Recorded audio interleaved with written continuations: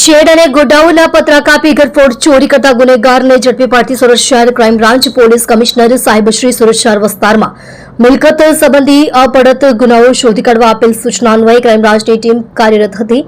ગઈ તારીખ 20/9/2025ના રોજ રાત્રિના સમયે નાની વેડ અંબાજી મંદિર સામે આવેલ વાડીમાં બનાવેલ પતરાના જુદા જુદા 5 ગોડાઉનના શેડના પતરા કાપી દરેક દુકાનમાંથી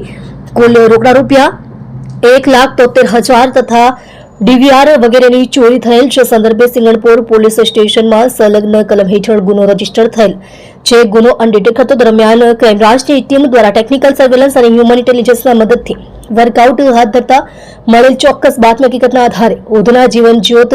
ખાડી કિનારે નાતુભાઈ ટાવરની બાજુમાં ખાડીના કેનાલ રોડ પરથી આરોપી મુકેશ દસુભાઈ પારઘી ઉંમર વર્ષ 45 રહેવાસી ઘર નંબર 3019/3 ઉધના ગામ કોળીવાડ મહેશભાઈ જગદીશભાઈ ચૌહાણના મકાનમાં ભાડેથી ઉધના સુરત તથા અરવિંદભાઈ મંગાભાઈ ભેદી ઉંમર વર્ષ 22 રહેવાસી